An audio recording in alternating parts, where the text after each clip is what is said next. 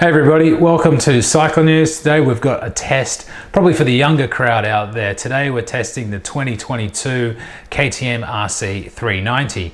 Now the RC390, incredibly as it was until very recently, KTM's #1 sports bike.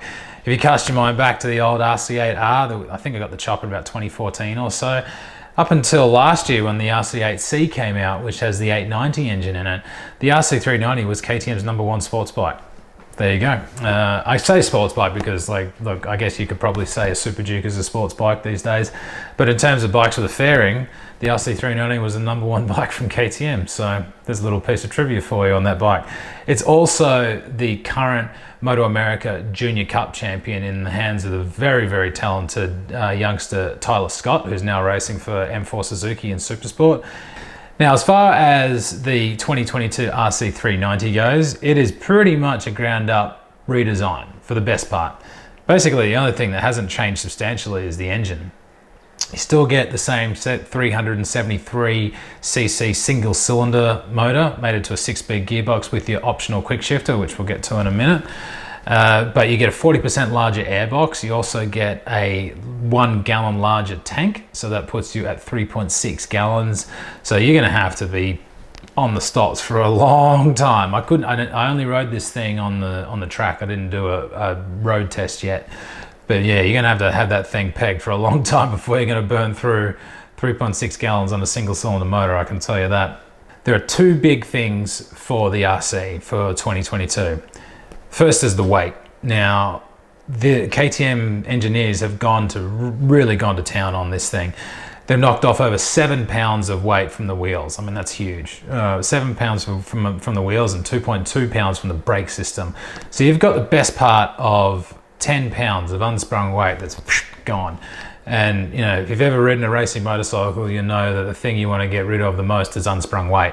It's less work for you, the bike accelerates better, it stops better, it turns better.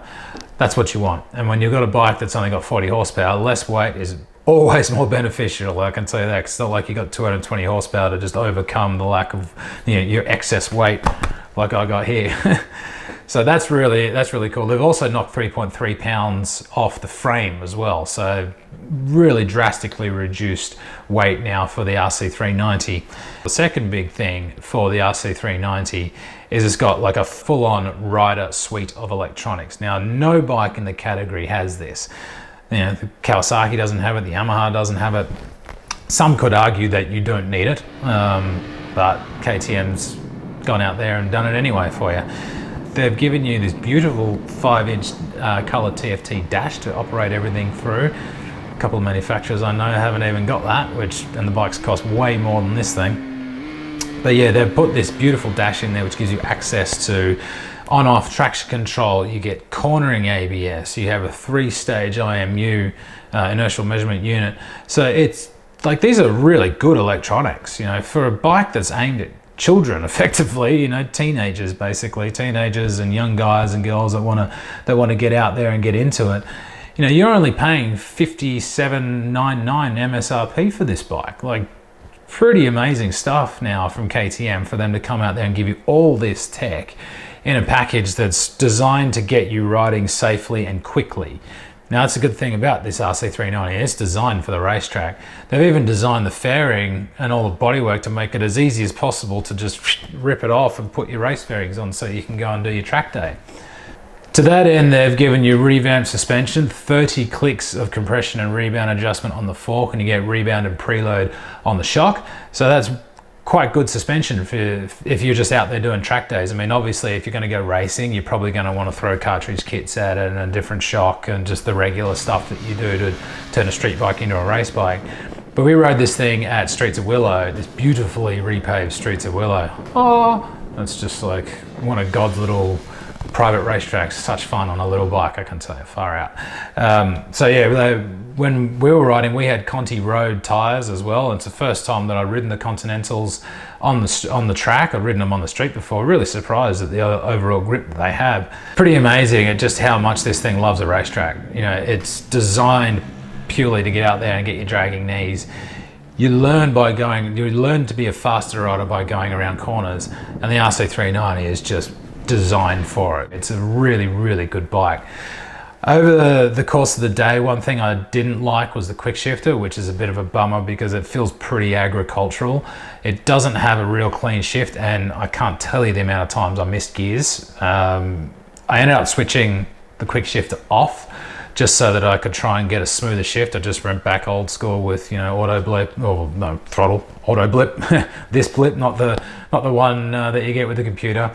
And I found it got me a better gear shift, but it still wasn't perfect. So maybe if there's a weak point for the bike, it's probably the gearbox.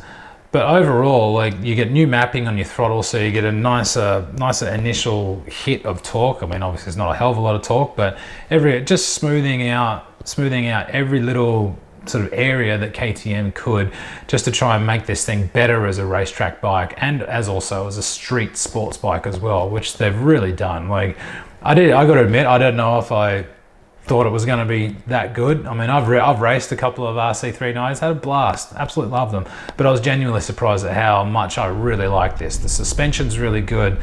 The ergonomics are now really nice for a taller guy like me. I'm 6'1", and the naked bike style bars, that's what they are. They're basically naked bike bars. They're very flat, so they're very easy to get behind, easy to tuck in. You can just lap and lap and lap and lap this thing and not get tired or sore or anything. Really, really good little bike. You know, 57, so we'll call it 5,800 bucks. Pretty good stuff. Really, so, you know, it's going to be interesting to see how it goes against something like a Kawasaki. Maybe a Kawasaki or a Yamaha might end up, you know, bettering it in some areas, but we don't know until we put them head to head. But yeah, overall, with the electronics, the lack of weight, the fact that it holds its line so well, does all the things that a really good track bike should, does it all really well now. So look, KTM's done a real good job on this. I'm very impressed by it. Even for my jaded old ass, I'm pretty impressed by it. So yeah, real good job from KTM.